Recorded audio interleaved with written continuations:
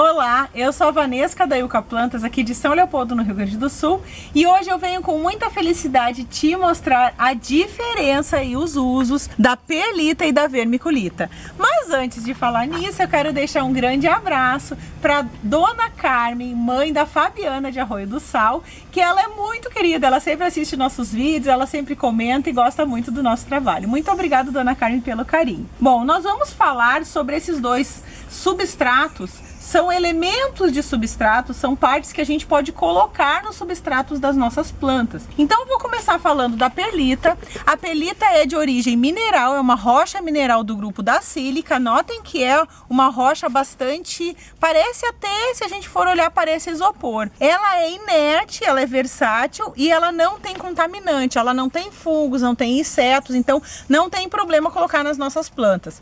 Também não tem sementes junto com ela. Ela é leve, porosa, ó, se você conseguir ver, dá até sai um pozinho dela e ela fica inalterada ao longo do tempo. Ela também é usada, além da jardinagem, ela é usada em outros campos, como a construção civil e como até ambientes farmacêuticos, justamente para evitar que fiquem molhados, né? Então ela é um atuante para evitar ficar molhado e ficar úmido o local. Para ser usado nas nossas plantas, ela contribui para as raízes crescerem. É muito importante a gente ter perlita no nosso solo quando a gente quer que o solo fique mais drenável. Solos, por exemplo, de plantas epífitas, solos para suculentas, substratos para suculentas, geralmente vão ou, no caso, casca de arroz carbonizada, que tem uma outra função que a gente já falou em outros vídeos, ou perlita.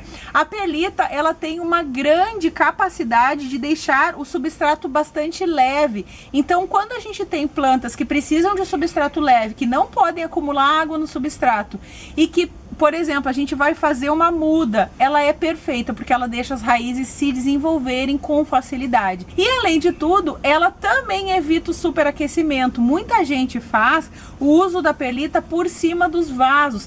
Então, quando tu mora num lugar muito quente, por exemplo, e tu tem o solo que tu não quer que evapore muita água do solo, tu pode colocar uma camada de perlita em cima para evitar o superaquecimento do solo e para evitar também a liberação de água daquele solo. E mais uma coisa importante, evitar que algumas ervas daninhas se estabeleçam ali. Então, ela é muito importante e muito interessante para ser usada no nosso solo. Muito bem. Então, relembrando, a perlita é para substrato drenável. Então, aquele substrato que não aceita ficar encharcado. Agora, falando da vermiculita, é originária de uma rocha mineral pela hidratação de minerais basálticos.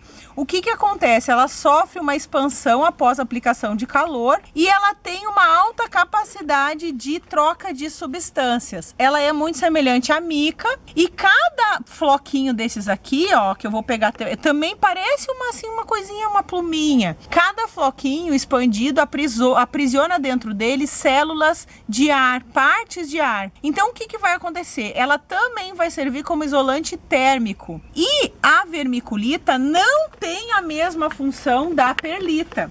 A perlita é utilizada em solos para ficarem mais aerados, então solos que não aceitam muita umidade, e a vermiculita é usada para aqueles solos que precisam de umidade. Então a gente coloca a água no solo, a vermiculita absorve a água e vai liberando gradualmente essa água para o ambiente. Então, na jardinagem, a vermiculita é muito utilizada nas mudas, porque as mudas geralmente precisam de mais água para as plantinhas crescerem com muita felicidade. Então, se usa a perlita em ambientes e substratos que precisam de maior drenagem e a vermiculita em substratos de mudas ou aquelas plantinhas que precisam de maior umidade, como algumas plantas de sombra, né? Inclusive, tem pessoas que usam a vermiculita quando vão viajar por um longo período, misturam a vermiculita à terra, colocam água e aí elas sabem que durante mais ou menos um mês, dependendo da quantidade, dependendo de vários fatores, elas podem ficar tranquilas que a planta tem a água que elas precisam, né, para aquele tempo que a pessoa ficou fora. Então é muito interessante. Para a gente usar uma ou outra, eu vou fazer aqui só para você ver como é que funciona.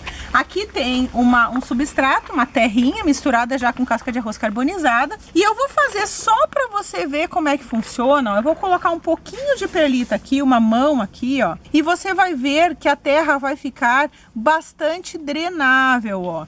Então, muitas vezes a pessoa compra na floricultura a terra do seu vaso e vem um pouquinho branquinha, a pessoa acha que é isopor, mas não é isopor. Até tem pessoas que usam, né? Nós aqui da Yucca somos completamente contra. A gente usa perlita, que é algo natural. Então, a gente vê que, ó, que ela não se mantém úmida, ó. Ela fica muito airada. Essa aqui é a perlita. Agora eu vou pegar um outro pedacinho aqui da terra que eu não misturei e vou misturar a vermiculita para você ver a diferença, ó. Também, a vermiculita é muito usada quando a gente compra aquelas mudinhas de alface, tomate, que vem aquelas bandejas. Muitas vezes os produtores usam a vermiculita justamente para manter aquela muda com mais água por mais tempo. Então olha como fica, ó. Ela fica assim, ela fica nessa forma e ela vai ficar mais densa. Quando a gente colocar água no substrato com vermiculita, ele vai armazenar um pouco mais de água, e quando a gente colocar água no substrato de perlita, ele vai liberar com mais facilidade. Então, para que você saiba qual você vai usar no seu substrato, no substrato da sua planta, sempre observe o que a planta quer. Se a planta for uma suculenta, por exemplo, e você mora num lugar muito úmido, vamos supor, você pode fazer uso da perlita direto, pode até fazer 50%, 50%. Aqui na estufa, para suculentas de maior porte, a gente usa 30% de perlita e 70% de terra adubada. Já também colocando carvão e colocando outros processos também. E a vermiculita a gente vai usar para mudas e para plantas que precisam de maior umidade. Espero que você tenha entendido a diferença entre esses dois substratos. Fiquem à vontade para compartilhar esse vídeo, se inscreva no nosso canal, ative o sininho para sempre que tiver um novo vídeo você ficar sabendo, e coloque alguma mensagem ali se você sabia dessa diferença, se você não sabia, o que você achou do vídeo. Um grande abraço e até o próximo vídeo.